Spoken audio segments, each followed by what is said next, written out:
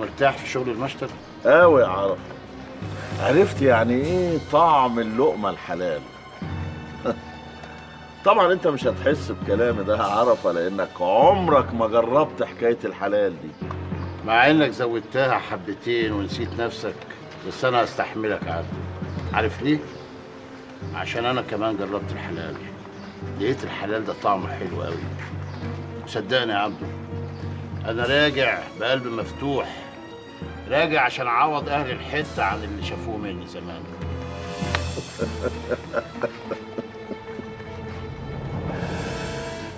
الكلام مفيش اسهل منه يا عرفة.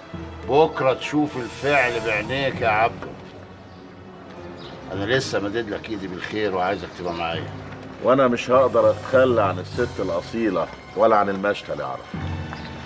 انا عايز اقول لك نجاة هتسيب المشتل، هتسيبه وهتقعد في البيت معززه مكرمه، واللي هتحتاجه هي اولادها هيوصل لها. انت اتفقت معاه على كده؟ لا لا لا لسه ما اتفقتش، بس انا عايزك بقى تفتح مخك وتقف في صفي. والله العظيم هتشوف معايا خير لا عمرك لا شفته ولا حلمت بيه قبل كده. وده قصاد ايه يا عرفة؟ قصاد ايه يا اهبل انت؟ صاحبي، صاحبي وابن حتتي وعايزك تشتغل معايا، انت اولى من الغريب. يا ولا انت خايف ان انا اقف في وشك ورطرط في الكلام واشوشر عليك في الحته؟ تبقى عبيط واهبل لو صدقت ان انا ممكن اخاف من اي حاجه يا عبد. انا زي ما قلت لك راجع ومدد ايدي بالخير، لكن لوقت اللزوم انا اقف لاي حد اضيعه في ثانيه. ايه قلت ايه؟ هتيجي معايا بقى نستلم المقر الجديد وتستلم شغلك معايا بالمره؟ انا اتاخرت قوي على المشتل. بالاذن يا عرفة بيه. فكر، فكر يا عبد. انا هدي لك فرصه تفكر، بس ما تتاخرش عليا، ها؟ احسن ترجع تلاقي حد تاني خد مكانك. ها فكر، فكر. ها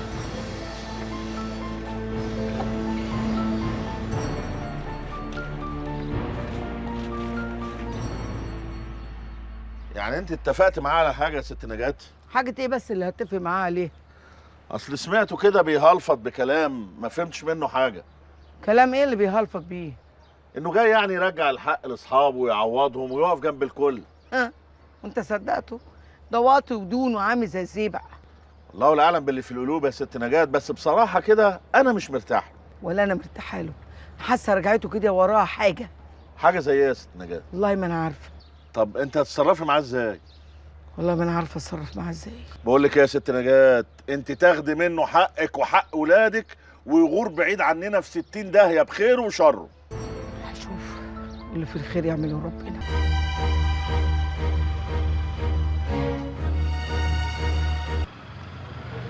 الله الله الله عليك يا عرفان، ده انت علقت اليافطه كمان اهو. يا عرفة بيه عرفان دايما جاهز. وانا احب دايما الناس الجاهزه. اتفضل اتفضل يا عرفة بيه، ده بقى المدخل بتاع حضرتك، وفي باب ورا يودي على المخازن. لا كده تمام. اتفضل اتفضل يا عرفة بيه.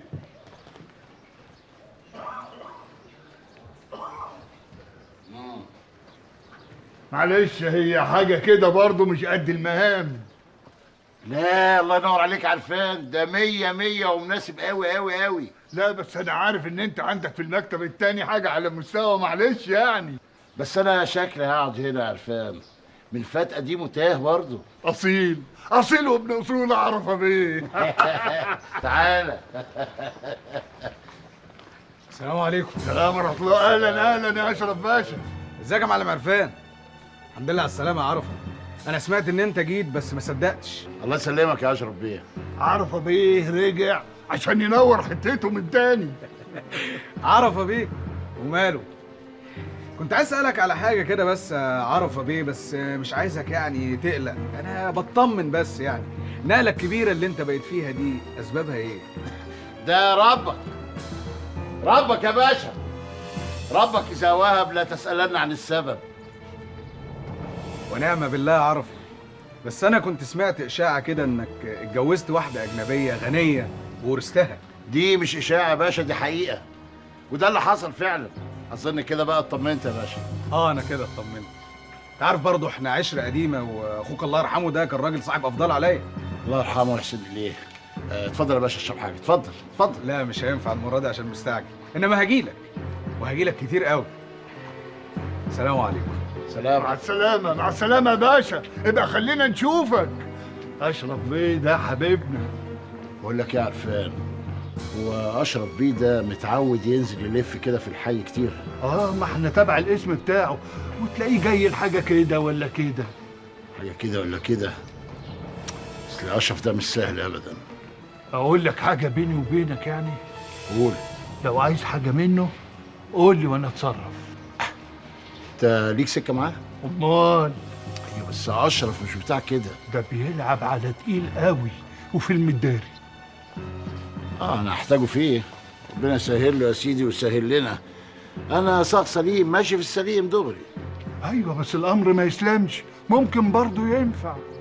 على رايك برضه يا عرفان، بس انت مالي ايدك منه؟